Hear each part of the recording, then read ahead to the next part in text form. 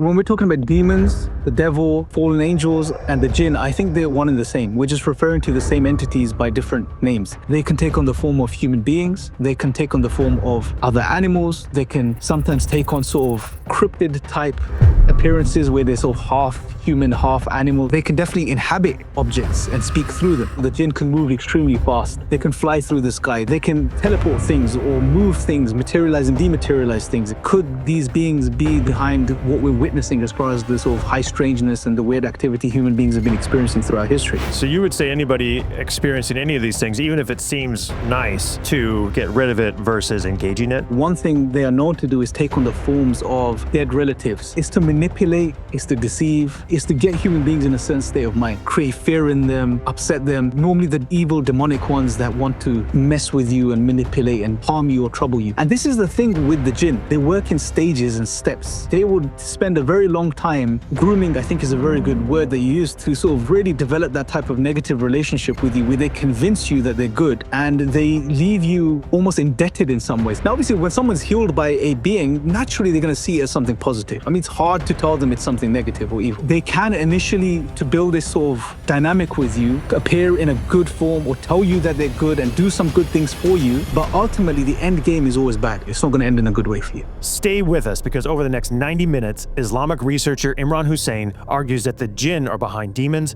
hauntings, and the UFO phenomenon, and they will target you physically and spiritually, whether you believe in them or not. Moving on to the jinn, to start very crudely, what are they? Okay, I'm gonna shift a few hats today, so I will let you know when I'm making those shifts. Okay. So putting on my theological hat, from a theological standpoint, the jinn are a being that were created by God. They are other beings God created. The humans, as we know, we're all aware of, human beings were created by God. The angels were created by God. And the jinn, according to Islamic theology, are a third category of creation. And from the Islamic sources, they were created before us. So they were created prior to the creation of human beings. And they were created from a different base substance. So the angels, according to the Islamic tradition, were created from light. Humans were created from the earth or clay-like substance. And the jinn were created from what the Arabic in the Quran states is a type of smokeless fire. Now, there's many interpretations that people have, done upon this particular verse. Like, what is this smokeless fire? Some have speculated that it's electricity or a form of electricity. Others have stated it may be a form of plasma, which is, the fourth state of matter. Both explanations, again, from a purely speculation, but both seem to fit a type of smokeless fire description. But they were essentially from a different substance. They were created, they occupied the earth, or this plane, if you like, this domain or this dimension.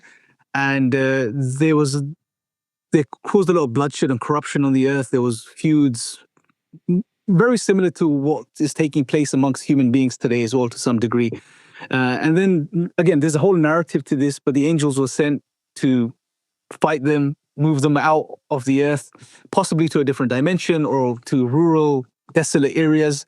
And then the human beings were created. Now, the narrative, I think, is very powerful as well, that the origin stories from a theological standpoint, because it really helps explain, or add the teleology, the meaning behind why people are experiencing, things today, whether it's UFO phenomenon or other paranormal activity. So that goes into the discussion of the sort of dynamic between the creation of Adam and Iblis, as he's known in the Arabic tradition, or an evil jinn. He was one of he's recognized as the leader of the evil jinn. Now, amongst the jinn, there are good jinn and bad jinn. They're not all evil, just like human beings. They have free will. And there was a very interesting dynamic that takes place in the origin story between Adam and Iblis, this figure, this jinn. He was created of this substance, the smokeless fire. He rose in rank because he worshipped God a lot, to the degree where he was worshiping God amongst the angels at one point in his life. And then God creates Adam, and God creates this being, Adam. He gives him a certain knowledge. He teaches him the names of all things, and then there's a point in the Quranic narrative where God asks all of the angels, including Iblis, this jinn, to bow down in prostration to Adam out of respect, not out of worship. And all of the angels, because the angels, according to the Islamic tradition, don't have free will, so they obey God's commands completely. They prostrate to Adam out of respect, but Iblis refuses. And when he's asked why he was refusing, his response is, "I am better than him." So you can say he's the first pseudo-rationalist in history. He argues against God. He argues, he rejects what God has asked him to do. And his reasoning, he's sort of rationalizing with God, and he's saying, "I am better than him. I am made of this smokeless fire. He is made of the earth, something lowly." And he refuses. So then at this point, he's accursed because he refuses the command of God. And at that point, he asks God for time till the day of judgment, so that he can mislead human beings. Now, this is where that dynamic begins. So what we learn from this narrative is that there is a hatred that Iblis has towards human beings, this dislike he has towards human beings, his desire to misguide and mislead human beings as much as he can, because he himself feels like, if he has failed, he wants humans to fail too. So this sets the stage for that dynamic. And then if you look at the historical scope, which we'll probably get into, encounters between humans and jinn or evil jinn, you see that play out throughout history, that desire to mislead human beings. Now, is there a debate? Because one of the things I noticed is when I went on social media and I'll be posting these things and I would see the interaction between people, and there was a lot of arguing and debating between the smokeless fire, what that exactly is. And then when you look at these texts describing jinn, is there any debate amongst scholars about what's accepted, what's not accepted? Like, how did that, transform into what the narrative you just kind of said? Is there any debate about that stuff? Yeah, so in regards to so generally there is a principle within sort of exegesis or Quranic studies amongst the scholars is when certain verses in the Quran are ambiguous or don't give more detail or information, it's normally advised not to delve into them, trying to seek out the specific hidden meanings, etc. Simply because the belief is that this is revelation from God. So if God has chosen to keep something or inform us about something to a certain degree, then there's a reason and a wisdom behind it. So there's no need to sort of overly speculate and dive into it. But then again, that being said, there's no harm in sort of, standing from the perspective of the 21st century and saying, okay, based on what we know today in the current world, how can we understand this was? Just speculate and reason upon it. There's no harm in doing that either. Obviously, to the degree where it doesn't, lead you down an unnecessary rabbit hole. So yeah, there are discussions about what this smokeless fire is. Is it plasma? Is it electricity? Is it just regular fire? Is it something else completely? And the discussions continue. So there's no sort of agreement on this. However, my personal sort of inclination is it's most likely a type of plasma, simply because plasma itself is recognized as a completely different state of matter. And then when, in the Quran, it speaks about the origins or what these different beings are created from and is signifying different substances, it sort of connects better for me that it's maybe a type of plasma or a type of electricity. But again, it's just purely speculation. All we can say is that it says a type of smokeless fire and that it's different from what we are made up of, what we are comprised of as human beings. I talk to both religious people, people of faith, and then people of kind of a scientific, and they're approaching it a little bit differently. Not atheists, but they're trying to look for evidence, and they're doing it more in an agnostic way. But his statement was that he knew a Catholic priest who would do basically ghost hunting and paranormal investigations. And he believed, because there's that component of UFOs and I think paranormal activity, which does kind of talk about plasma and the ability for it to come in and out of our world and how somehow it's utilizing plasma. So it's interesting that was the link back to, that's why a lot of these people who otherwise wouldn't, I guess, be studying Islam or anything else, but they're like, hey, the jinn, they talk about this. So this is interesting now when you look at all these lines converging from the historical religious texts. It's quite fascinating. Yeah, absolutely. It's something we sort of discuss all the time amongst sort of the our group as to what this substance may be. And it's again, it seems like it's a type of plasma. And if you, again, looking at the science, and I'm not a scientist, but just reading up on the latest science on sort of plasma research and so on, plasma comprises a lot of the visible or the known universe that we inhabit. It's everywhere.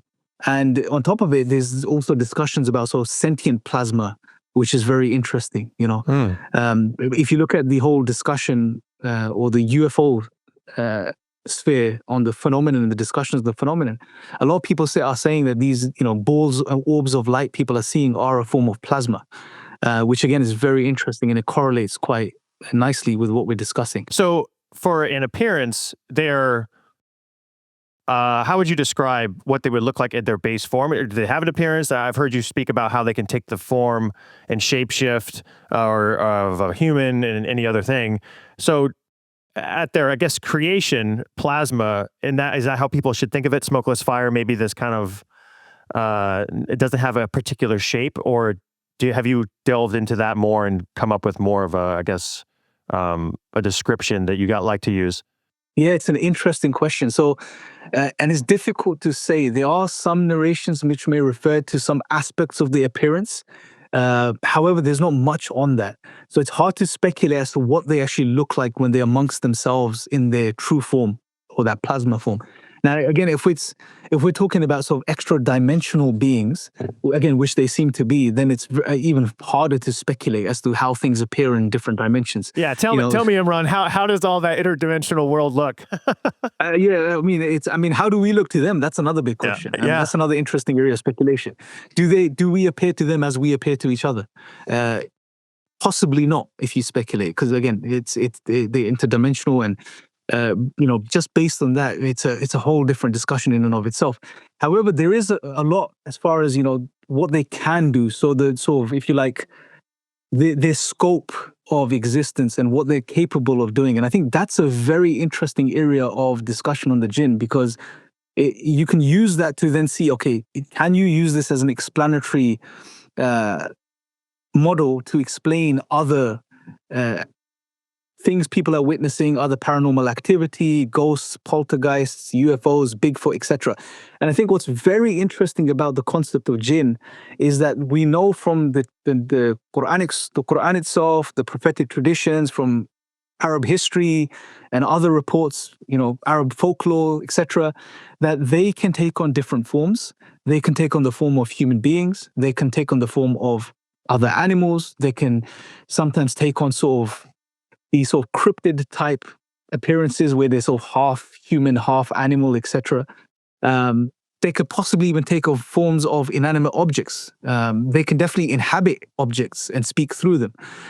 So it's very interesting that the fact that they can do all of this stuff and take on all of these different appearances and meddle with human beings in so many different ways, that it's hard not to sort of ask the question, well, could these beings be the beings behind what we're witnessing as far as the sort of high strangeness and the weird activity human beings have been experiencing throughout history? Mm-hmm. When they can do all of these things, it's almost applying Occam's razor here and saying, well, okay, here's a very simple explanation, and it seems to be a comprehensive explanation.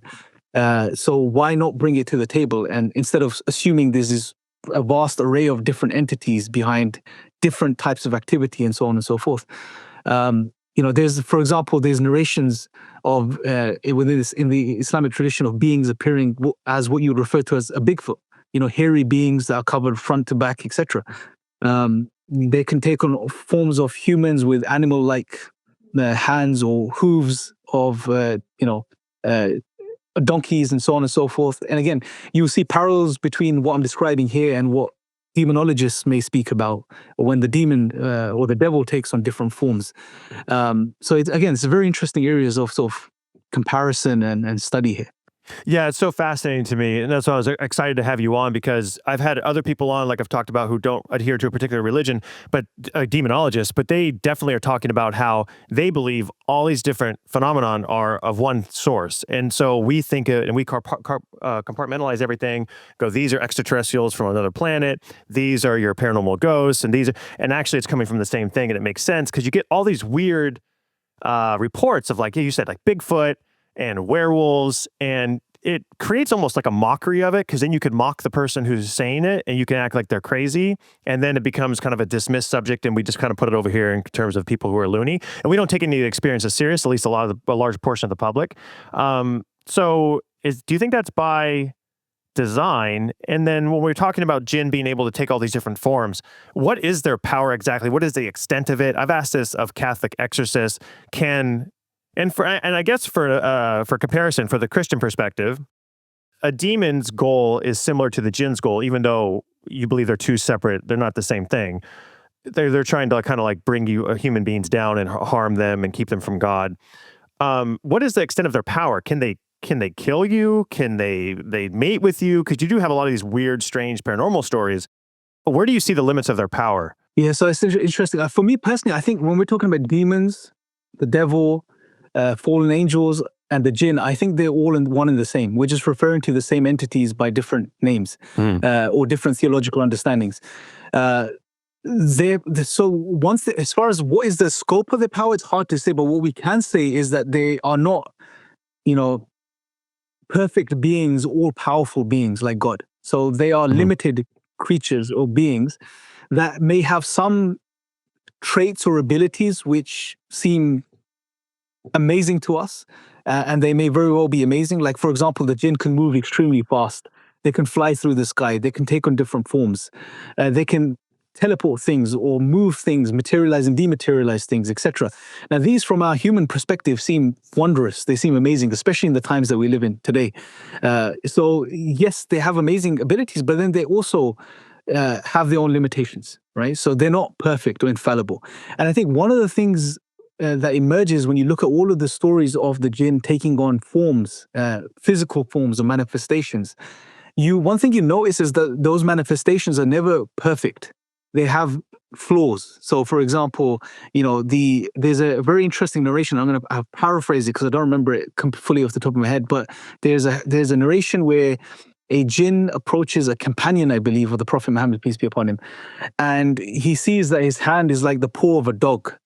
And he asks him, is this the best you can do? And he says that I'm the one that is the best at taking on forms, and this is the best I can do. So there are limitations as far as the forms. There's always flaws in something.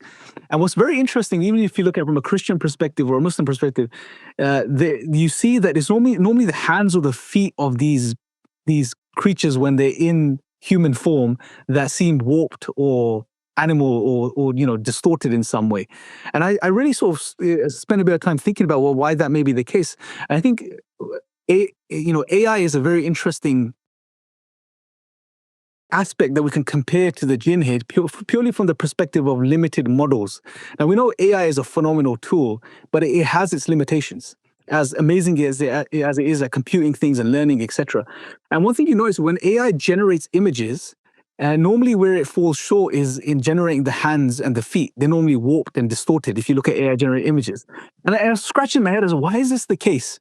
So I asked ChatGPT, why is this the case? And it gave me a list of different things. But one of the things that appeared or popped up, which was very interesting, is that it's because of its limitations, its computing power. It spends it on the features or aspects of the being it's depicting, on the aspects which are most visual, or the most important, like the face. So it'll spend a lot of its power on the face as opposed to the hands and the feet, because it has its limitations.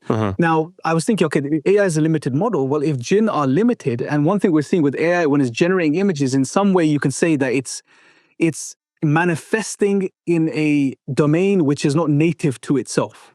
Right? So when it generates an image, which we see visually in this world, it's not its native form.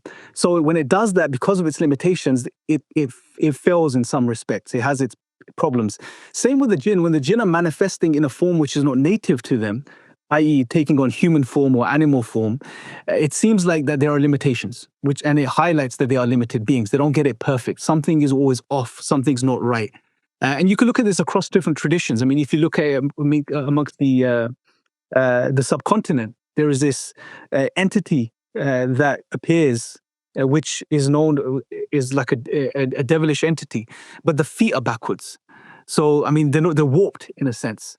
And you see in other traditions as well, Satan worshippers, they have depictions of Lucifer, but it has its hands or its head of a goat and its feet of a goat sometimes.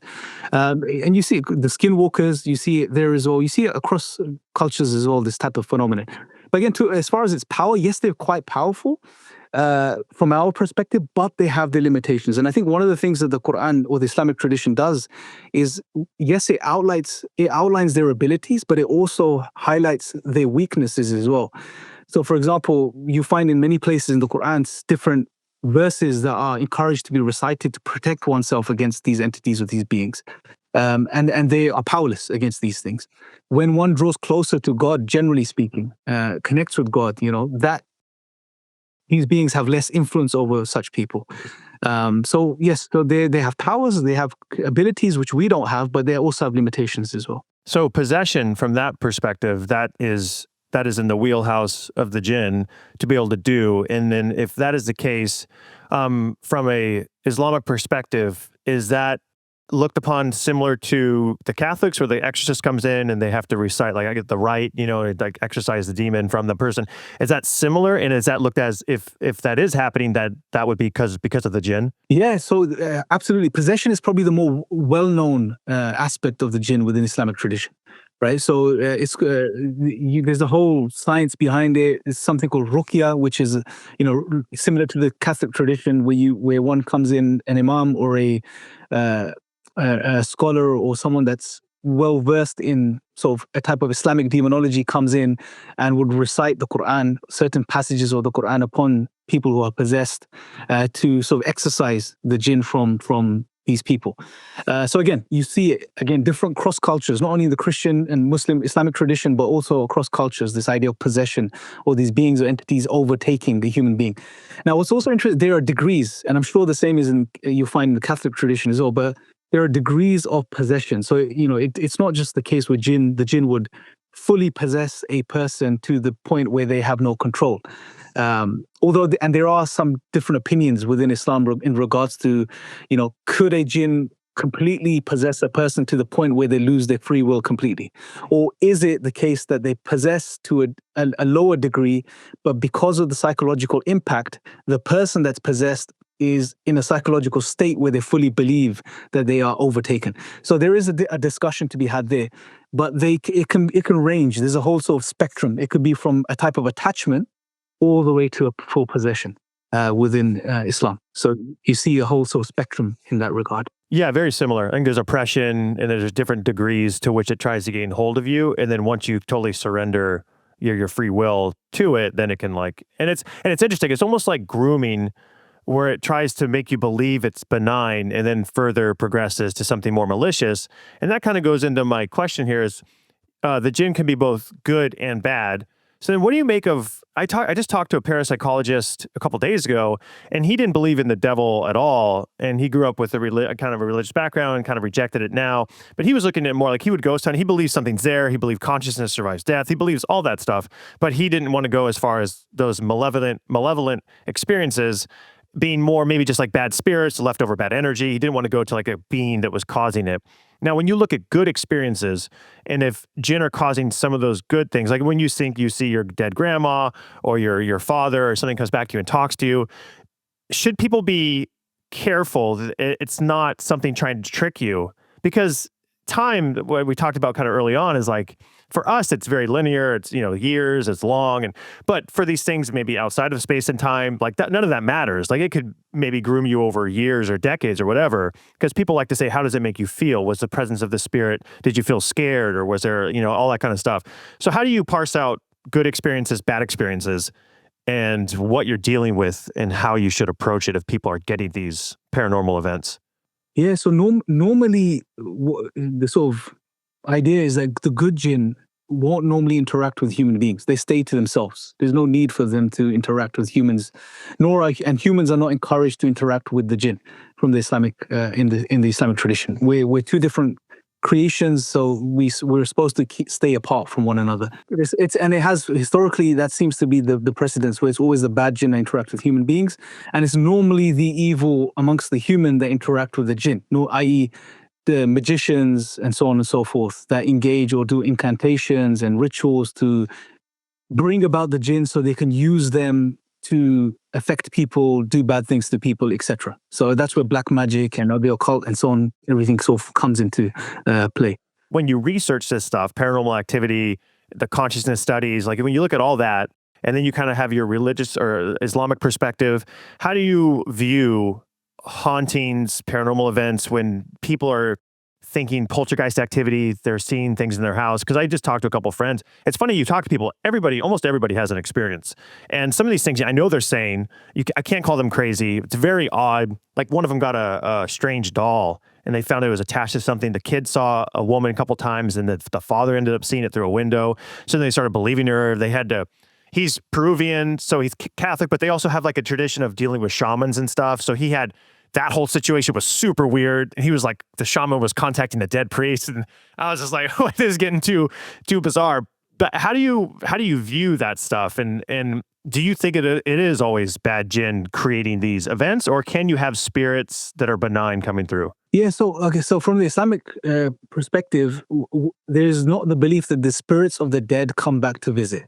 They move on. When someone dies, they move on to a different realm, which is sort of a realm in between this world and the hereafter, till the Day of Judgment. It's called the barzakh, which is this sort of limbo stage where we're in the middle, right?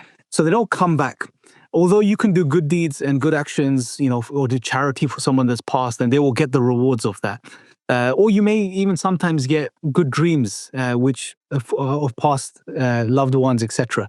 That's fine as well, but they don't actually come back and visit you. So, considering that, and when you see the jinn and the objective to mislead and misguide human beings, I mean, one thing they are known to do is take on the forms of dead relatives.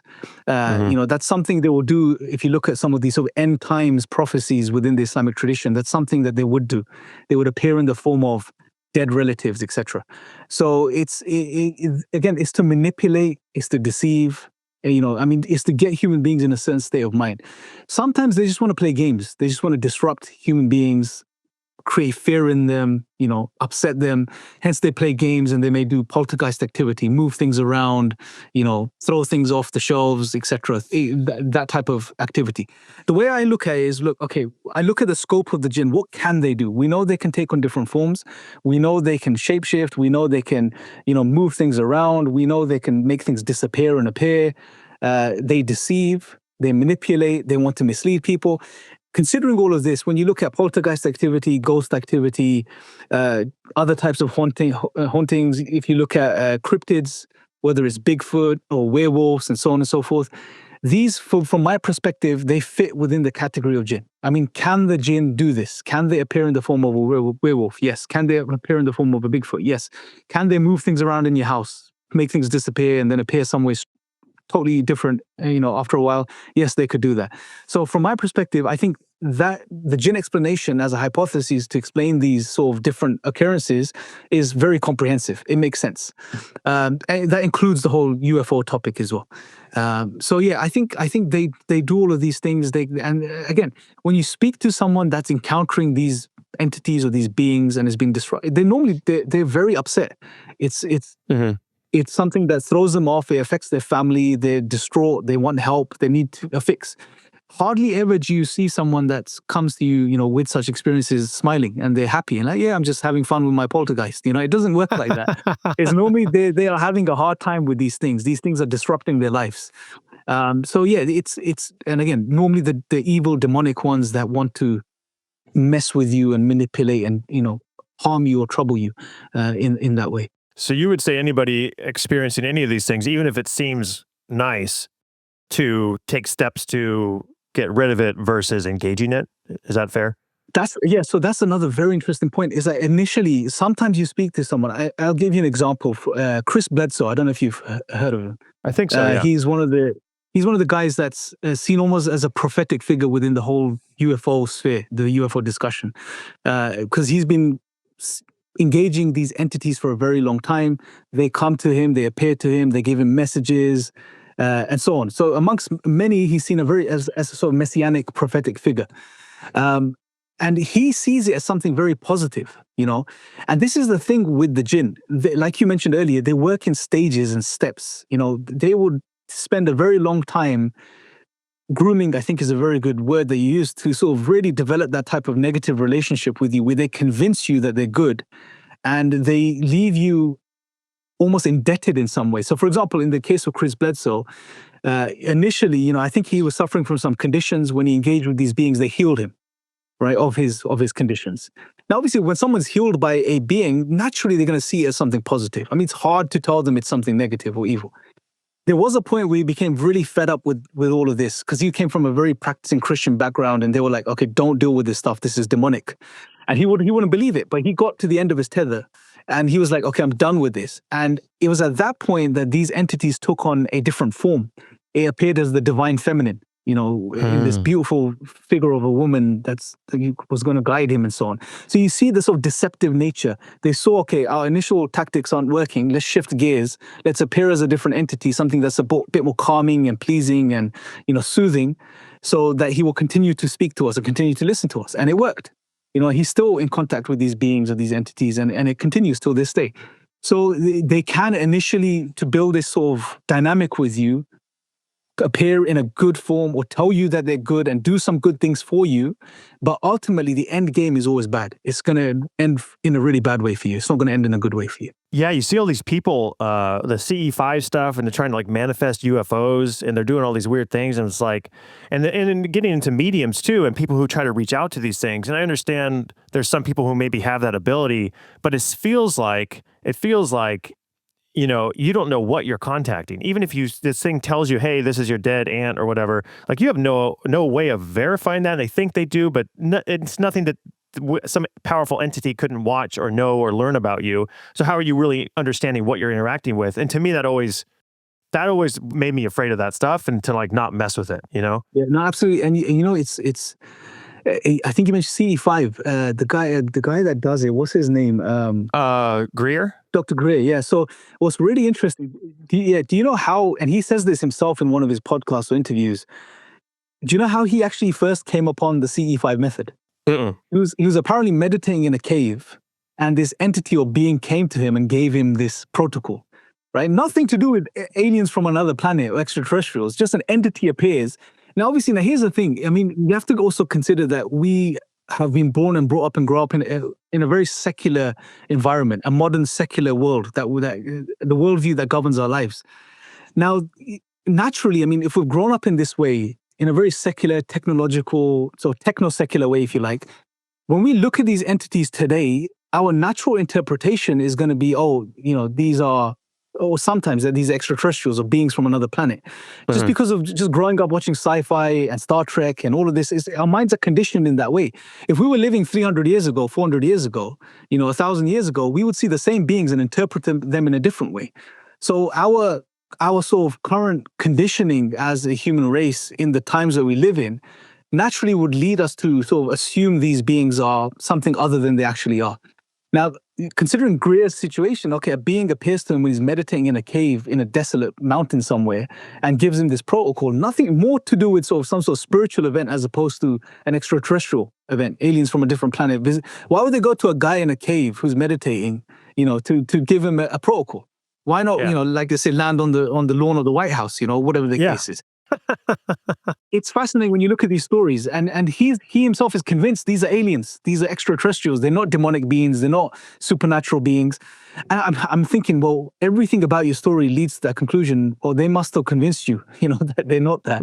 I don't see why he assumes that they're aliens from another planet. And you see this with Chris Bledsoe, Greer, and many others that have this idea. But I think people are coming around slowly to this sort of alternative way of looking at this whole phenomenon.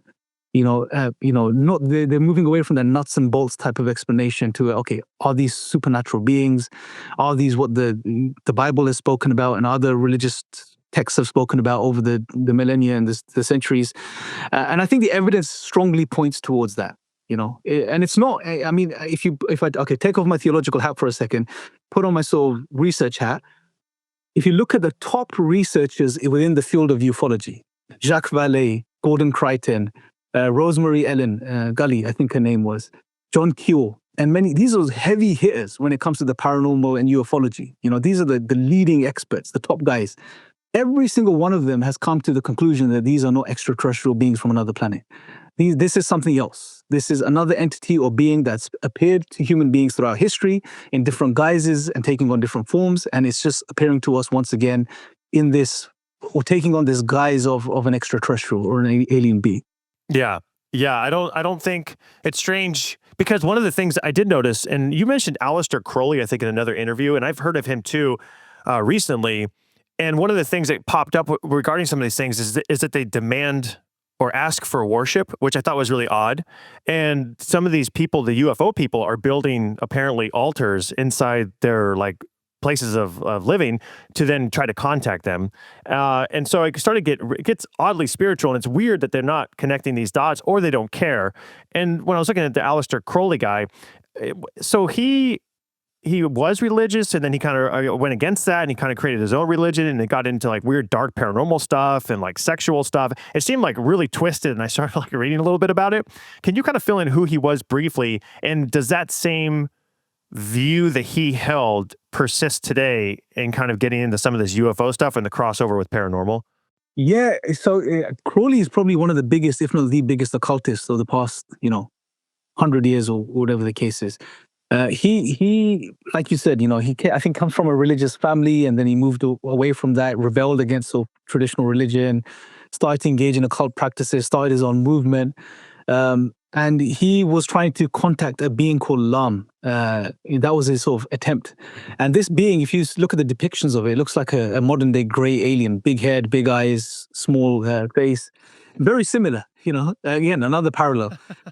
So you see, and it's not only Crowley. I mean, it's very interesting. If you look at the history of the modern world, if you go to the Enlightenment and look at some of the leading thinkers of the Enlightenment, very fascinating. The very guys that are pushing materialism and naturalism, and moving people away from religion and God and telling people to focus on the worldly life and to engage in creating a worldly utopia, the very same guys behind closed doors are engaging in occult practices, in alchemy, in trying to contact these beings. I mean, like, what's going on, Yeah. And you can see that there's a very dark project at play here, and I see as Satan's grand plan for modern man and woman, which is, create a system, a world which is highly secular to the degree where God is just a random idea, irrelevant.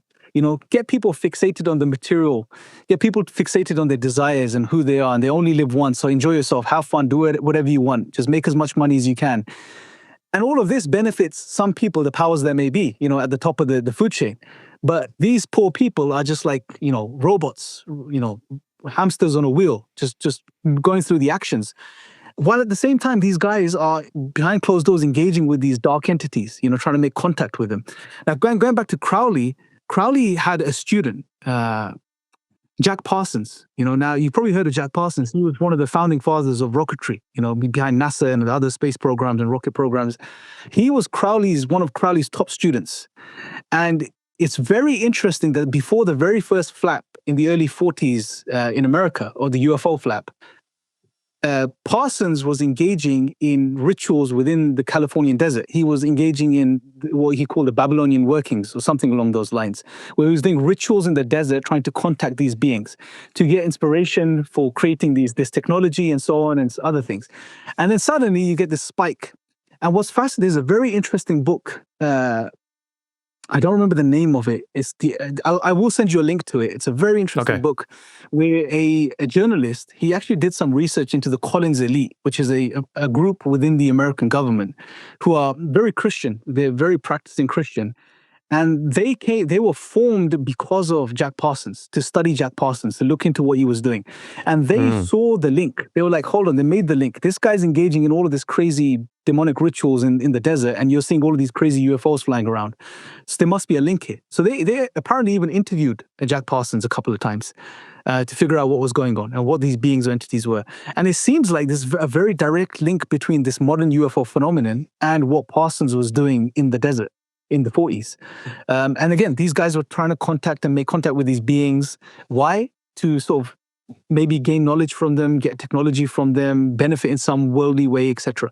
And like you also mentioned, I mean, time and time again, if you really go deep into the occult and you see the practices that they engage in to invoke these entities, there's some very dark stuff, bro, very dark stuff with children, with sacrifices, just doing obscene, disgusting things to gain favor from these entities or beings. And even within the Islamic tradition, the same thing is true. If you look at even magicians today within the Arab world or in the Islamic world, they would engage in some really despicable actions, disgusting things to make contact with these entities or these jinn, right? So it's the very same being. And why is that happening? Well, by the jinn making you or degrade yourself to that point where you're doing obscene things, and in many cases involving children, and some of the stuff I can't even say here, then he's already misguided you. He's already made you, something, just destroyed your soul completely. right? By doing that stuff. So you literally sold your soul to the devil to gain small favor from them, so, and you see the pattern over and over again across the world, different cultures, different backgrounds. It's always do something for these entities or beings. And it's normally almost always something dark and disgusting and abhorrent. And then they will come to you and do what you want them to do, or do what you want them to do for you. Yeah, it's so crazy because that's exactly how some exorcists have described how they gain hold. They ask you to do a small thing and then another step and then another step, and they slowly chip away at your morals and your values and what you're willing to do until they've got you doing things that you never thought you would. It's shocking. Yeah, Crowley, that was fascinating. Parsons and then his involvement in the rock. I think I read that he ended up getting booted out of the program because they were so concerned with the activity he was doing with that whole like satanic ritual stuff. Are you familiar with that or no? I haven't read that, no, but I do know that even within NASA today, I think Jesse Michaels did a really interesting podcast a little while ago where he went into the sort of occult basis of NASA, even as it stands today, and the rituals they do before rocket launches, and the badges that they have and the symbolic meanings of those badges. I mean, it's still there. It's still in there, even though Parsons is gone. So when you're talking about people trying to gain favor and doing things that are kind of disgusting, degrading themselves to gain favor with these beings and then have it do things on their behalf. So do you buy into today's kind of satanic rituals like celebrities, and you see music and you see this imagery popping up? Do you find these patterns also kind of pervasive, especially like in Hollywood and celebrity, and you see the child molestation stuff, you see all these kind of like horrific things? Have you been tracking that through all this stuff? Not to the same degree, but absolutely, it's the same thing that's going on. To gain favor, to gain fame, to gain money and power, these people literally sell their souls to the devil. It's unfortunate, but I mean, it's quite evident as well for someone that wants to see and recognize the patterns. It's all there in front of us. Mm-hmm. These guys are engaging in some really dark stuff to gain the positions that they have. And it's unfortunate because it's almost like they feel they're invincible and they're never going to die and never going to be held accountable for the deeds that they've done and the things that they've done. Which they are. They're going to be accountable. But again, the vision that's sold to them is that you're here forever, enjoy yourself, have fun, make as much as you can, gain as much power as you can. And they will do anything to gain that. Have you looked at what is happening to them once they kind of sacrifice these, sometimes literally, things kind of to degrade their own soul? What do the jinn, how do they get controlled by them? Or when these like witch doctors, or like you said, you can see it across multiple cultures, trying to gain favor with these things to get them to do things on their behalf. I guess in this life at least, is there anything negative that happens to these people that are trying to do this? Or is it kind of more that punishment kind of after? I mean, it can. So I think it's quite relative as well. Sometimes these jinn would require these beings not to do only, these humans to not only do something bad once, but to continuously engage in evil actions so they can continue to stay in touch with them. And that, I mean, leads them to do terrible things. Mm-hmm. And unfortunately, children are involved in this a lot of the times, Yeah, I don't. What is that? It bothers me so much. And we spoke about being just family people. It's really bothersome, And I watch my kids like a hawk, but it's like, depending on what kind of level of society you're in. But I don't know, just your thoughts on that. I know that's kind of not really research related or theology related, but I guess you as a person, I don't know, how do you navigate that? Because I've heard people talk about how it's much more pervasive, especially child abuse and stuff in the United States even, than the media will even recognize. Yeah, no, it's disgusting. It is absolutely disgusting. I mean, and again, I think it's the level of evil, isn't it? I mean, if someone could get to the stage where they can do such terrible things to a child, I mean, they're gone. Right? They're the worst of the worst, literally. I mean, what worse could you do beyond that? So in a way, it's not surprising that such things are required of such people. But yeah, I mean, there's like in the Islamic tradition, it's like the word shayateen, which is used to refer to evil jinn, is also used to refer to evil humans as well. So there are evil amongst the human as well as there being evil amongst the jinn. So it's unfortunate. Sometimes it's just crazy evil people. They exist. And obviously there's the influence of demonic forces, because there's also this concept of waswasa in Islam, which is a whispering, is probably the correct translation, where the jinn whisper. And every human being, according to the Islamic tradition, is born with angels that protect them and also a qareen or a jinn that's assigned to them. So there's always this good and bad influence on a human being. There's a specific jinn that's assigned to every single human being at birth. And that jinn obviously knows you inside out, understands your psychology, has grown up with you. So he knows what strings to pull and how to gradually lead you down to a very dark place. So it's sad, man. It really is sad when children are involved, and just generally what the evil these people do. It really, it just really boggles your mind as to how can someone get to that stage. But people do. Yeah, it's really, really bothersome like you. And sometimes you feel kind of powerless to affect that stuff because things are on such a large scale across the globe.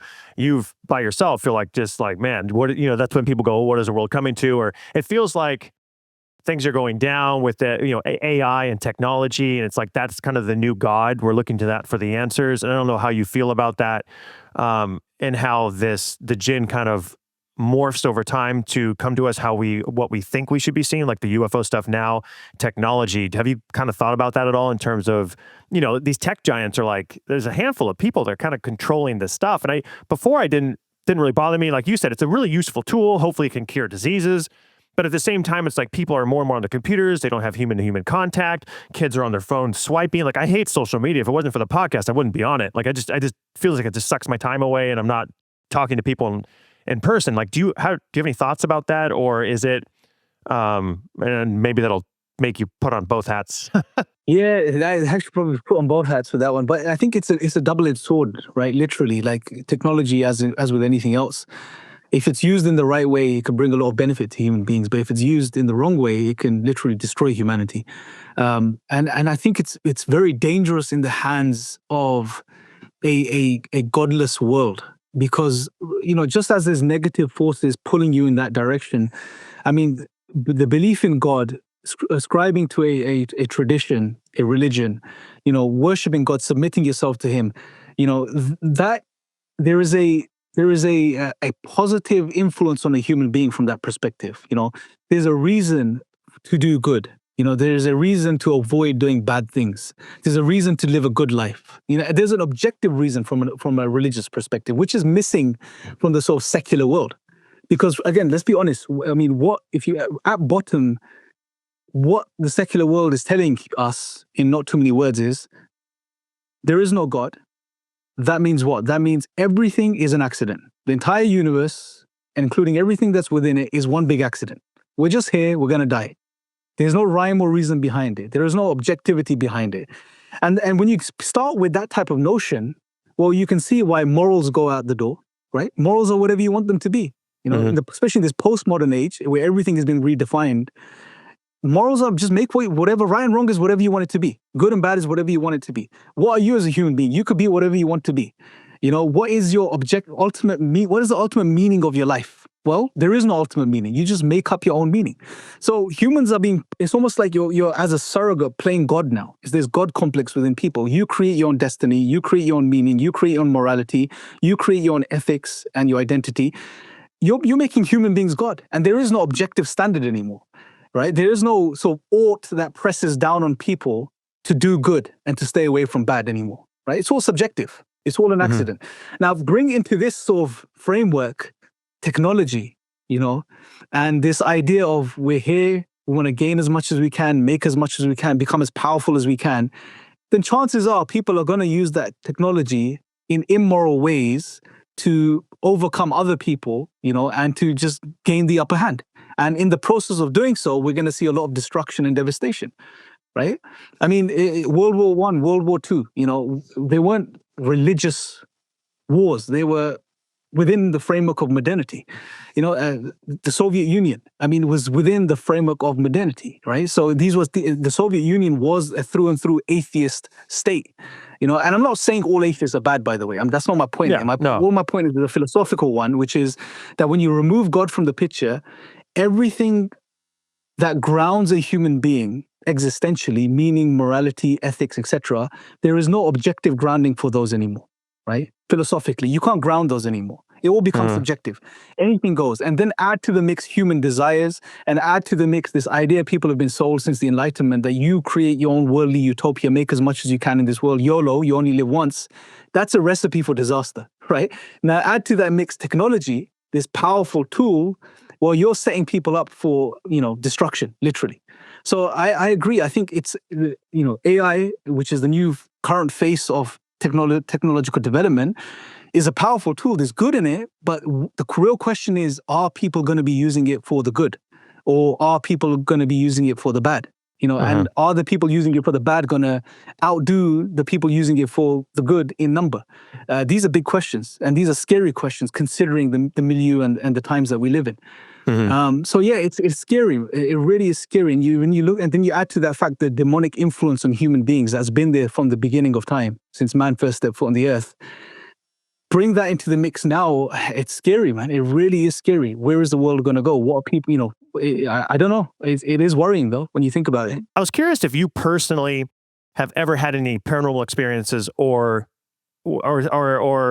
events where you think you came across these things, Jinn, manifested as tangible things in this world, or have you known anybody who've had that happen in your circle? Oh yeah, definitely. So we've got a small group called IREP that me and a few guys, we run. It stands for Islamic Research into Exotic Phenomena. We normally do spaces on every Friday on there. And the guys in the group, almost every single one has had some sort of experience, especially since we started researching this topic. So there is some truth to, the more you look into them, they look back as well. So, and that's why, it's encouraged to sort of stay away from that type of stuff. Even when you're researching them about the Jinn, it can get heavy. I've had several experiences since I've started to delve into this topic. I've had other experiences in my life growing up in the past as well, but especially since being in this topic, I've seen stuff. I've seen lights in the sky, orbs flying around, things like this, strange stuff. My friend Farouk, who's also helping run IREP, he's been a lifelong experiencer. He's seen things. He wasn't Muslim before. He comes from a sort of secular background, and he's seen lots of stuff throughout his entire life. Loads of strange things, beings, entities, UFOs, and things like this. So yeah, these things, they do manifest. I mean, the more you look into them, etc. But again, one thing we try to do is you have to stay on top of your worship and recital of the Quran and stuff like this. Things that we're taught to that will protect against these things, so that they have as minimum impact as they can possibly on yourself. So I mean, if you don't go out looking for them, chances are you're going to be fine. But then again, sometimes you may just move into a new house or a new place and these things just kick off, right? Things start happening because these places were inhabited by the Jinn and they may just not like you being there, etc. So yeah, I've had several experiences like that, lights and orbs and things like this. Have you had to back off the subject at all, or do you continue to push forward and just, like you said, kind of ground yourself in practices and religious practices to kind of fend it off, or have you ever stepped back and gone? Because I knew a demonologist who I talked to, where he said you have to kind of like dive into it, research, and then pull yourself back, because otherwise you can get lost. And he was starting to get harassed a little bit in that paranormal realm, so he had to stop for a while. Have you had that same experience, or you kind of forge ahead? Yeah, we call it dipping in and out, basically. So we do the same thing. You go in for a few months, you go in heavy, and when stuff gets heavy, then you sort of pull back, reframe, refocus, and then go back in. Yeah, I mean, you have to do that with this subject. Otherwise, it becomes overwhelming. Just psychologically becomes overwhelming as well sometimes, so you have to just take a breather and just wean off it, yes, for a while. The entities that you guys have seen, or that your Farouk, I think you said his name was, has seen, and then yourself, when you say orbs and lights, is that stuff coming into your homes, or is that stuff kind of when you're out and about? Sometimes in the homes, you can see I've seen Farouk mainly has seen stuff in his home, but normally it's outside. I've seen stuff mainly outside, and it's strange. It's almost like something's about to happen just before it happens, and then bang, you see something. Which is very strange or awkward or unusual. So yeah, it is fascinating at the same time. And this is the thing, it's the allure of the unseen that it really tempts people sometimes, right? And I can sometimes see why people may really go into the occult as well, not knowing the dark path that it is initially, just because of that sort of excitement of discovering something new, seeing something different, or experiencing something different. But I think what people need to do is realize that we've had that throughout human history in a positive way, which is God has been sending revelation throughout history, and giving us means to connect with him and communicate with him and worship him and do good things and have that spiritual connection. So you don't need to go looking for it down the dark path. You can do it in a positive way. Because it is a part of our nature. We are spiritual beings at the end of the day. We can't deny there's an aspect of us that's very spiritual and deep. And I think, again, because of the secular world that we live in, that's taken away from people, and people are thirsty in that respect. They need that spiritual nourishment. But unfortunately, sometimes people just seek it in the wrong places. Well, that's 100% true, because you can see the numbers for organized religion kind of declining, but then you see the rise of spiritualism and people kind of trying to get in touch with that. So it's almost like they got hit so hard with the secularism that they all got kind of broken apart, and then kind of like, parents and then how they were raised, and then they don't want to be part of organized stuff, but then they come back to the spiritual stuff. But in that, they end up dipping their toes into the occult and some of this other weird stuff where you're kind of like, I don't know if that's the smartest thing to do, because people want to see, and I don't hold myself separate from this. It's like, you want to see proof of, right, the spiritual realm of God. Like, you can read about it and people have faith. And I've always kind of like looked fondly upon those people, because like I would be great to have that much faith and not something you haven't seen. And some people get miracles, or but I think people really want to see, if they see a ghost or they see proof of that, then they're like, oh, by extension, this whole other plane exists that now I know for sure, And I think that's where the danger comes in. And also, obviously, it's in the cultures and shows and all that kind of stuff. Yeah, no, absolutely. Again, it goes back to that conditioning, isn't it? I mean, from an epistemic perspective, we have grown up in an age where seeing is believing, empiricism, rationalism, right? So we want physical, tangible proof for things, to believe in them. That's how we're conditioned through school, education, society, etc. And we tend to apply the same standards to the unseen, the metaphysical as well. But what we tend to forget is that those realms and those domains can be experienced, but they're not going to be experienced in the same way that the material realm is going to be experienced through your five senses, through sight, taste, touch, etc. And that's where if you look at there's a whole mystical tradition within Islam as well, or spirituality about, connecting the heart, awakening the heart, the soul, so it's a different sense, if you like, within every human being that can experience the unseen, the divine, have those spiritual experiences without actually seeing things with your own eyes or touching things with your own hands, right? Because you have to remember, when you're talking about God and that realm, it's not a part of the physical world. God is not a part of what he created. He's distinct and disjoint from his creation.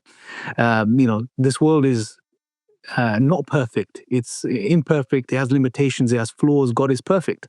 So, you're not going to experience the perfect being in the same way you experience things. Being an imperfect human being within an imperfect realm world, you experience it in a certain way. So don't apply the same standards to developing a relationship with God. You have to see it, exercise different muscles that exist within you, but just lay dormant. How do you feel about psychedelics and the entities people feel like or think that they contact? Do you think those are Jinn as well? And do you recommend people stay away from that? Or is there a use case there where it's permissible? And that's a very interesting one. Actually, psychedelics are very fascinating as to how they work and what they do. Even before the taking of psychedelics, how they were discovered is another fascinating topic, right? You got this, these huge jungles and rainforests, and somehow you stumble upon the two, and I think you need two plants. It's not just you take the ayahuasca and then there's another plant that's almost want to fix the trip or something. To discover those two things in tandem, it's crazy. How did that happen? There's a very interesting book from the 13th century written by a scholar called Ibn Taymiyyah, and he mentions in that book that there were people that lived at his time, or Sufi saints, as they were known as, who were in contact with the jinn. And what the jinn would do is that they would go into certain plants and inform these saints of the benefits of those plants. It's in a text from the 13th century. So it's very interesting there. Possibly that's what happened. The jinn did lead to the discovery of these particular plants, which send you on these trips, or which open you up to this realm, right, where you can engage with these entities or beings. Now, what's happening when you're on a trip is another interesting question. I know people have bad trips as well. Most people don't talk about the bad trips. You only hear about the good, positive, life-changing trips. Some people have had some really dark trips, right? Things that have just tormented them for the rest of their life. They can't be themselves anymore.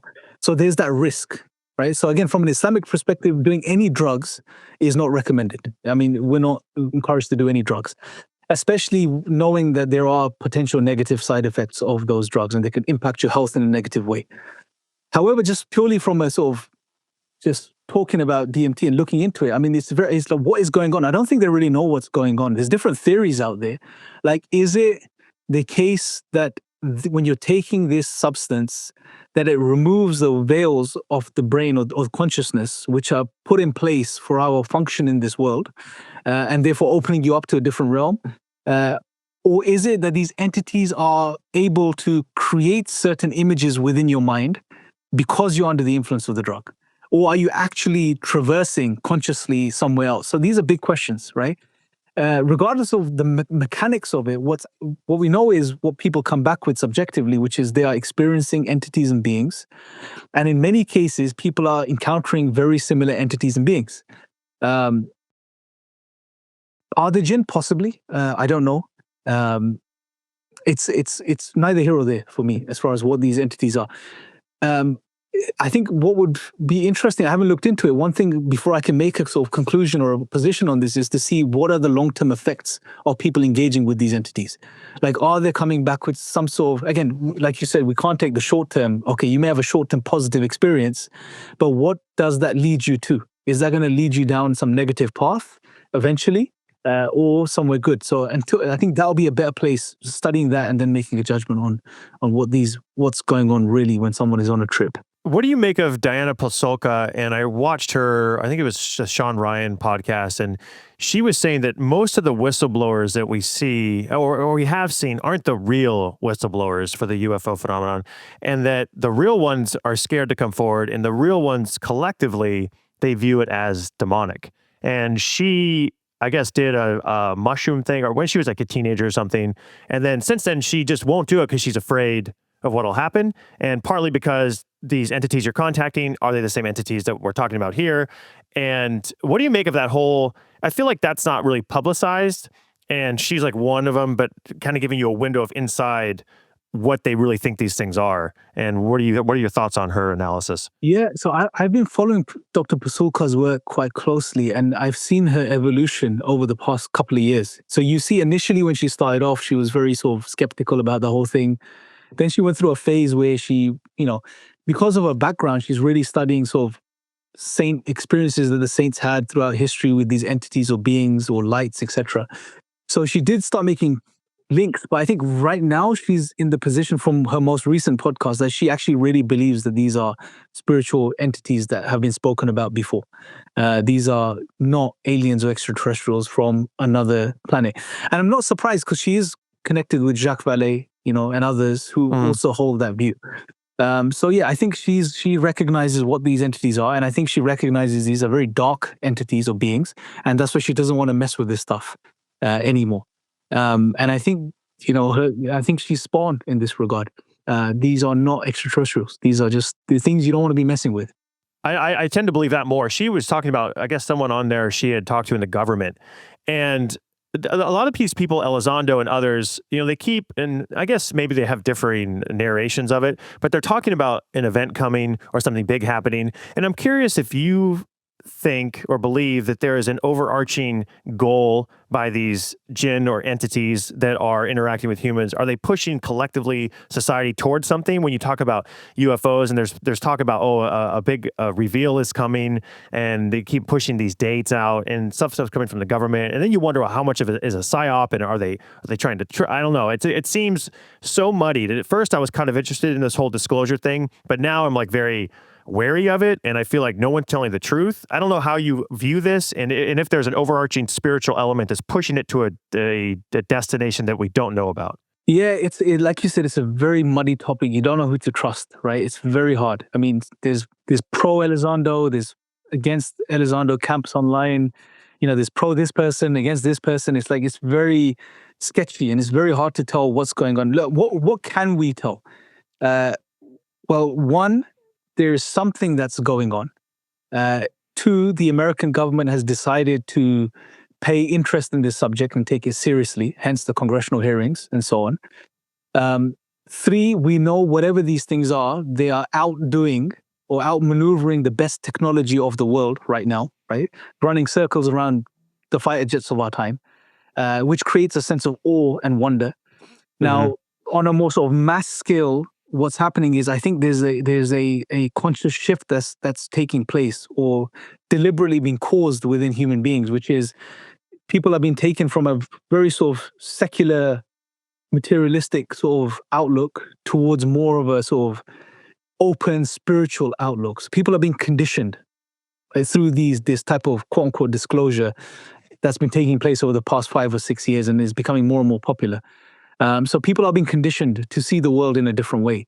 Now, what is this leading to? What's the end game? That's something we've speculated over. I can't give you a definitive, but for at least where I stand right now, possibly this may somehow be leading to the advent of what the Christians call the Antichrist, or what's known as a Dajjal in the Arabic tradition or the Islamic tradition, which is this figure that the false Messiah that comes near the end of times. Possibly that's and one from the Islamic tradition. When this being comes, people will run to him. They would worship him, obey him, etc. Right? So for people to do that, they would have to be in a certain mindset or a condition to do that, to accept such a being, such a paranormal or supernatural being. So it maybe it's conditioning people in some way. Maybe it's something else. I don't know. Regardless, I think it's fascinating also because it links to historical encounters between jinn and human beings. And if you do a study of Arab folklore and Arab traditions, and just generally cross-cultural sort of study of different religions or cultures engaging with beings or entities, what tends to happen is that these beings appear in a way that's more advanced than the people of the time. So in old days, they would appear as gods or angels. You have this whole Greek mythology, different entities of beings, known as gods that do different things. From my perspective, they're the jinn, just taking on these different forms. But they've always appeared in a way which is more advanced than the people of the time. Vallée actually mentions this in his books as well. And other researchers have picked up on this too. And that seems to be what's happening today as well. They're appearing in a way that's more advanced than humans. Again, running circles around the best technology. I mean, if you're gonna, put on a show, go to America and outdo the fighter jets, right? The military. That's essentially what they're doing, right? Yeah. So, and by doing that, they are sending out a clear message: we can do anything, and you have no control over us. Again, showing superiority and leaving us in a state of awe, but also in a state of want.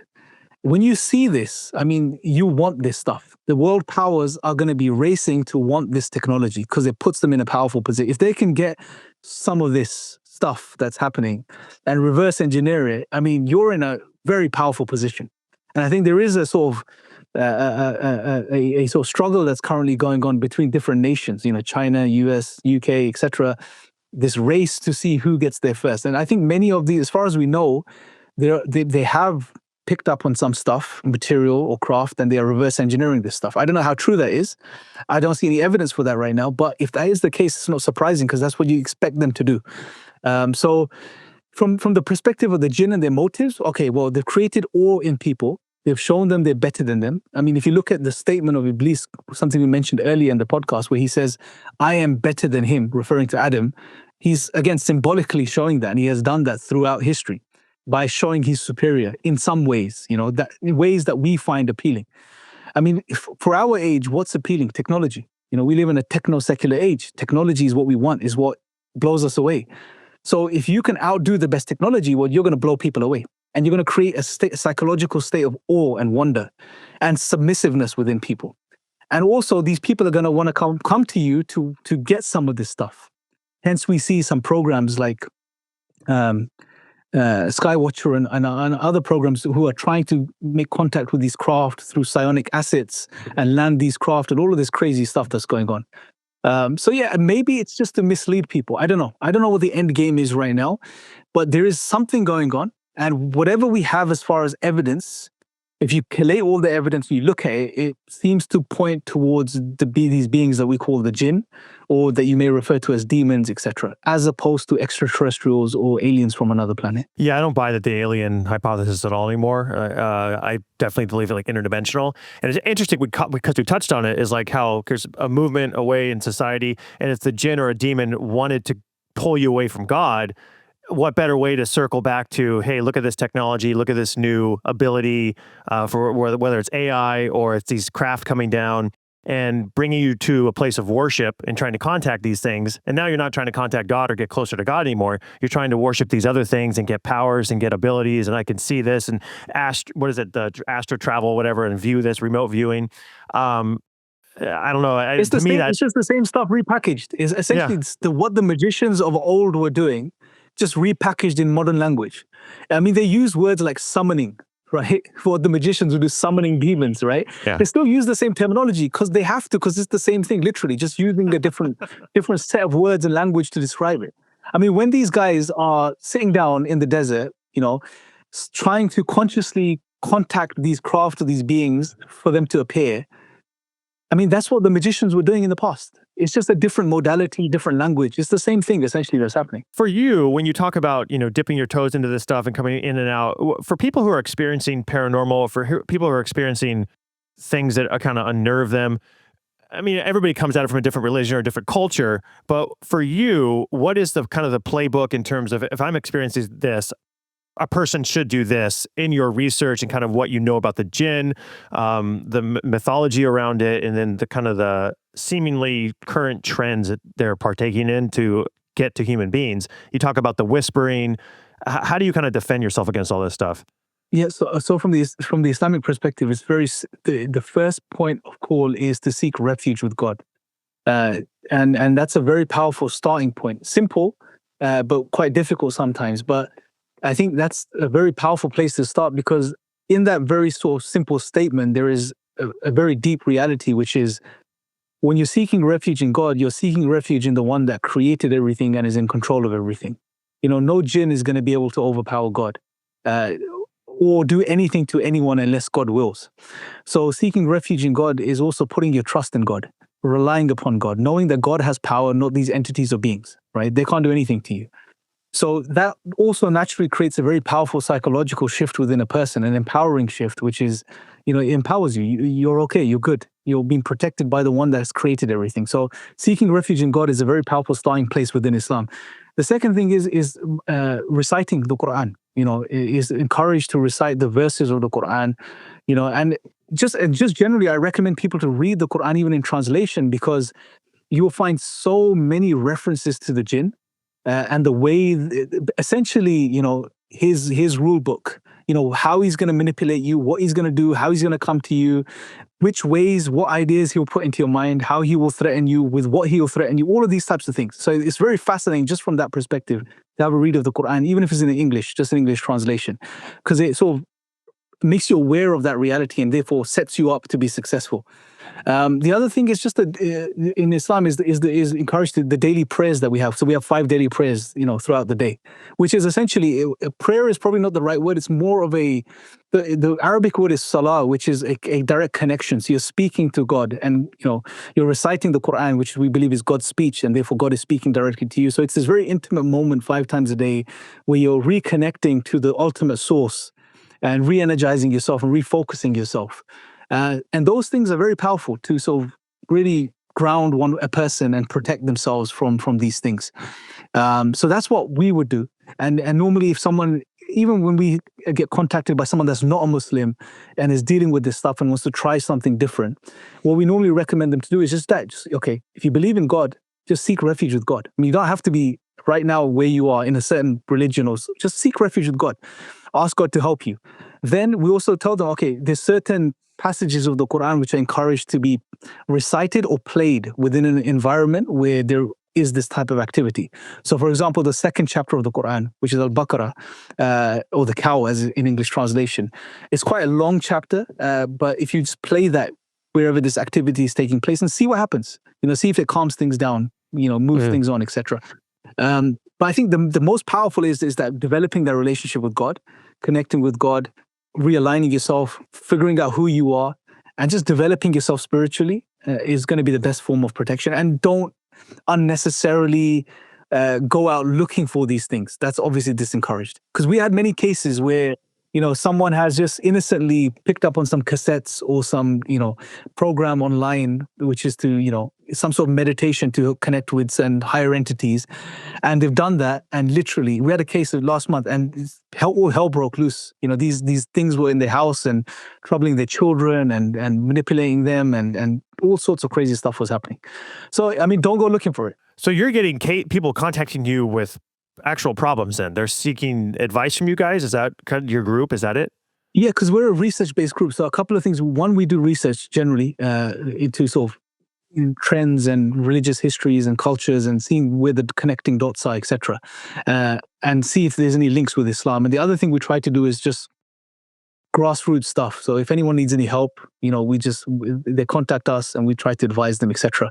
So yeah, those are the two things. It's a very small little group that we have. It's not any big organization or anything right now. It's just a small startup that we're just trying to help people as much as we can, connect dots for them, reframe things for them. Because a lot of it's sometimes psychological as well. Yeah. If you feel these things are more powerful than you, if you feel that they're going to overtake you, that they can do X, Y, Z, the human consciousness is very powerful. The mind is very powerful, right? So just psychologically, you can land yourself in a position where you're more vulnerable to these things. And they'll just manipulate you psychologically, make you believe all sorts of things, right?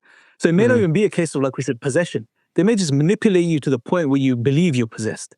So it's just to really reframe yourself in that way, that these things, as powerful as they may seem, they're not really that powerful when you really align yourself with the divine and connect yourself with the higher power. Have you noticed any specific trends? Like people always say like a Ouija board or messing with the occult practices then leads to this. Have you noticed that with the groups or people that have contacted you? Any trends that spark or kick this off? Yeah, I mean, so a couple of things. These I think are quite cross-cultural and true within the Islamic tradition as well. Ouija boards, messing with these things, doing these types of meditations where you're trying to invoke entities, doing rituals, occult practices, going to desolate places, where people don't normally inhabit, and, spending time there excessively, unnecessarily, because normally these are the places that the jinn inhabit.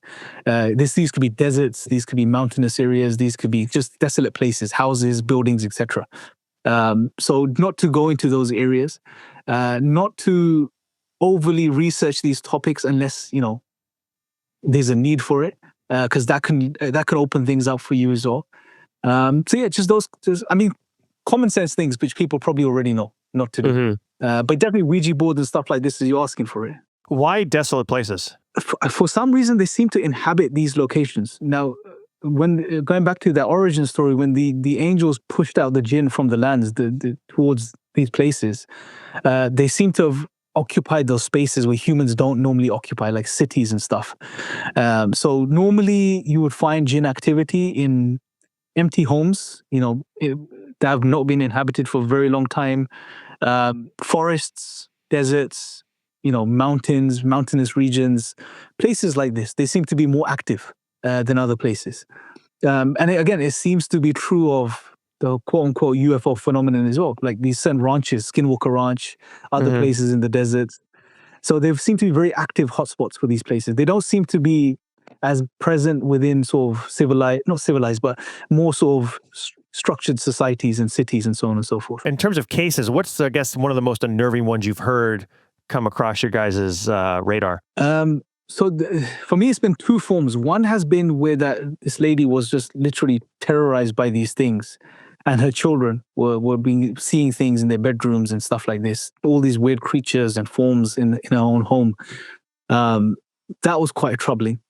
And the other one was a psychological one, where someone was more psychologically being impacted, where it was creating this immense OCD and agitation within them from a religious perspective. Like whenever they thought about God or religion, they became very obsessive and compulsive about it, to the degree where it created a lot of anxiety in them, and they stopped spending time with people, family. They cut themselves off, and eventually started to get suicidal thoughts. Jeez.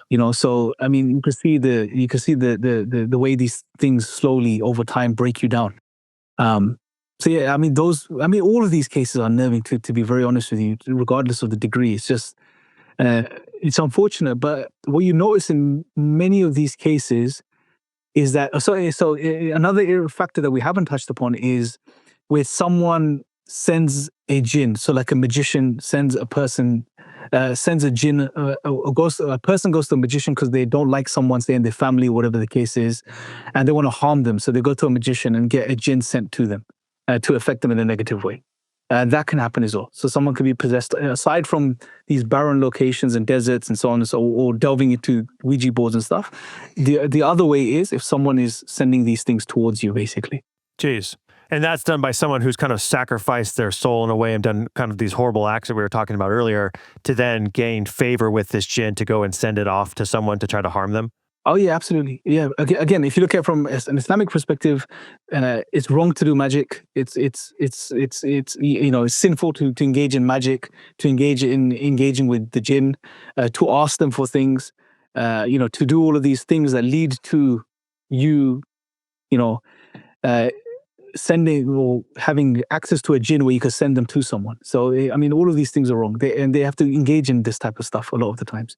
Do certain things with Quranic passages and write them backwards and, all sorts of other crazy stuff as well. And that's similar, I guess, haunting kind of stuff that would happen if someone sent me a jinn. And I guess, is the pattern the same versus like if I stumble upon a home where one exists versus one being sent to me? Is that similar, I guess, symptoms? It could be similar. Yeah, it could be similar. It could be something that affects your surroundings, or it could affect your health as well. So the jinn can affect your health in a negative way. Man. Psychologically and physically as well. So it can happen. But again, the solution to it is the same. It's one's connection with God and not undermining that as a solution, and really developing yourself spiritually and becoming aware of what these things are and what they do and their patterns of action, basically. Would there be any signs that someone sent you something? Like, would you know any difference between, I'm just in a house with it versus somebody sent it to me? Or is that too nuanced? I think it's something you can't, unless you are aware of someone that may have done that may engage with stuff like this. You may be able to connect the dots logically, but it's hard to tell. I don't think you'll be able to tell just based on what you're experiencing. It's very difficult. Unless then you go to another magician who you recruit and you tell them to figure out things again, but then you're engaging in the same type of stuff which you want to avoid. So and people do that. They'll go to another magician, they'll pay them some money and say, look, figure out who sent this.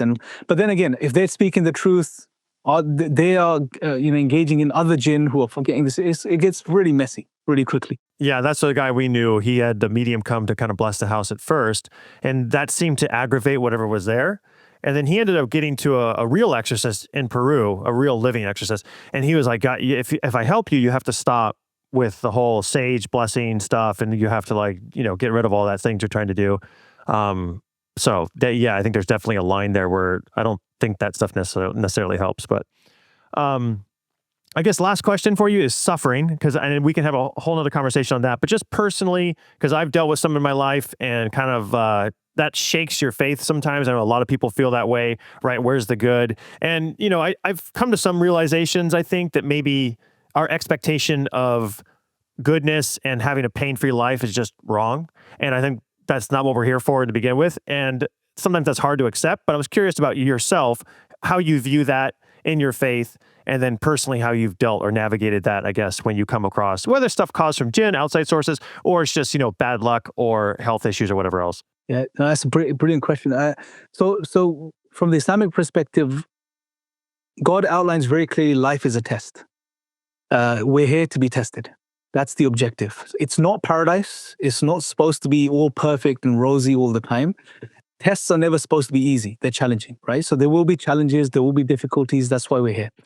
And the most fundamental aspect of the test is, do we recognize our Creator and do we turn back to Him and then live a good life and do the right things and be patient, through hardships and trials. It's all a test for us. The real life, the hereafter, is coming in the next life. This life is very short. It's like 50, 60, 70, 80 years, right? Eternity is forever. The hereafter is forever. So when you put things into perspective, you cannot compare an eternity with a temporal life that's 50 or 60 years, So I think there's a very powerful narration which mentions that on the Day of Judgment, there will be two people that come in front of God.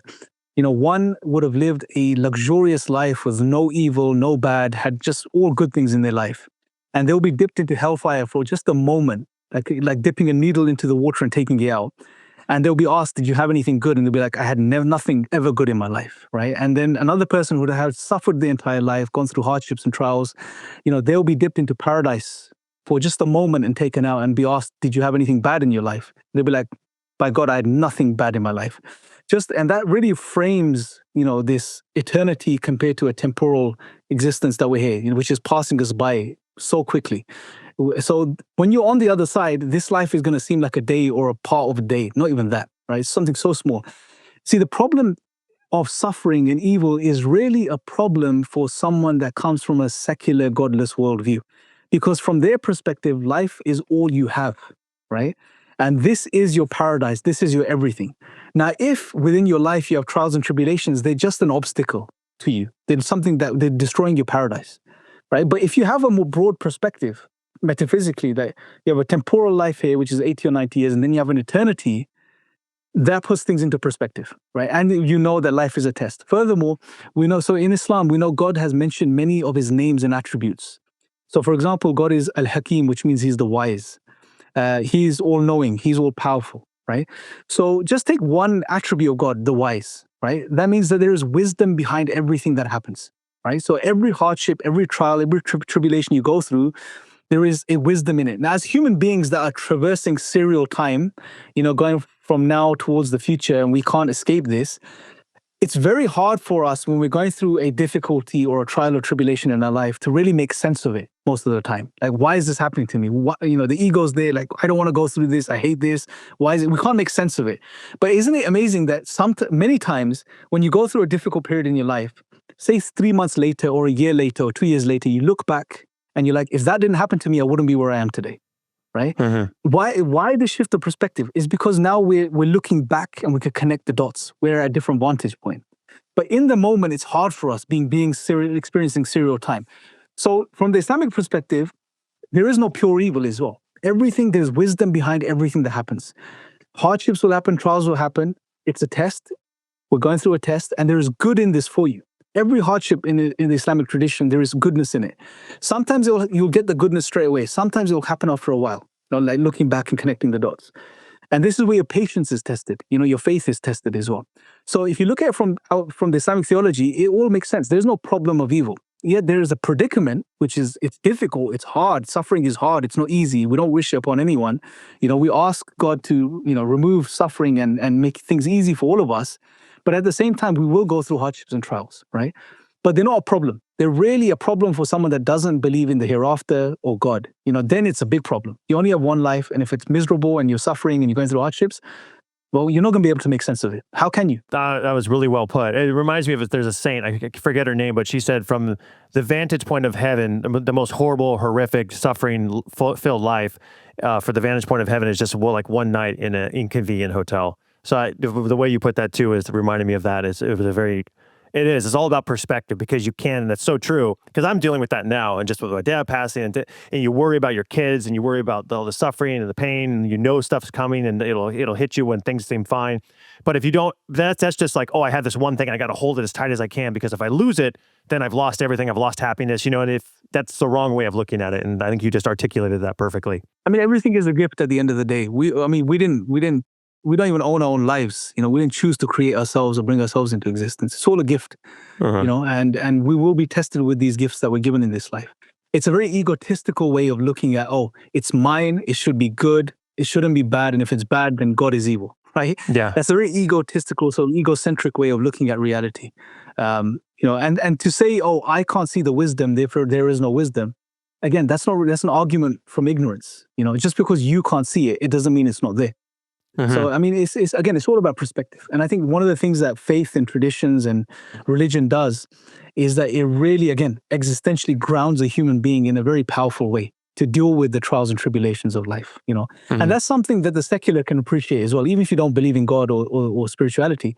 One thing that they recognize and should acknowledge is that, yes, religion does facilitate a human being to traverse life's challenges in the best way possible. Yeah, it reminds you of people who have NDEs. And even psychedelics, I know we're kind of like, it's like a big question mark on whether or not it's healthy or not. But once they kind of go into those near-death experiences or whatnot, and their ego kind of melts away, all that kind of stuff falls apart, and it was never the point about your material happiness and everything else when they come back with that new sense of gratitude just for living and having the opportunity of life and like love and connection with human beings. And I think that's a good lesson too, probably. Yeah, absolutely. And I mean, one could do that by themselves without a trip, right? Yeah. I mean, it's just a case of recognizing that reality. Well, that's the idea, is that the psychedelics is like the shortcut, and people maybe necessarily shouldn't be doing that, because I think you have younger and younger kids now hearing this stuff and going like, oh, I want to have that experience, when they haven't earned it through living and suffering and life and experiencing it that way, like you're talking about. Yeah, I mean, put in the work, it makes it more meaningful at the end of the day. For anybody who wants to know more about you, your groups, kind of what work you put out, where should they go, and websites or anything else like that? Yeah, so on the Jinn hypothesis, I have an article that I published on Sapiens Institute. It's called the Jinn Hypothesis. If you do a Google search, you'll be able to find it, where it's like a comparative study between the Jinn and the UFO phenomenon. And if you go to Twitter, we have a page called IREP, IREP, and we do regular sort of Friday spaces, which people can join and engage with. So yeah, that's where you can find us and the rest of our work. Cool. And I'll link to all those in the description of the video. And anytime, you want to come back on and talk about anything, I find these subjects fascinating. And we didn't, touch upon all the other kind of stuff with religion and everything that comes with that. But anything in the future, you're more than welcome. Perfect. Yeah, cheers, Scott. It was a pleasure, man, to do this with you today. Thanks for coming on. If you enjoyed this episode, please make sure you like and subscribe. It is a great way to show your support to the channel and helps us continue to grow and get amazing guests to bring to you. Go ahead, like it now, and subscribe.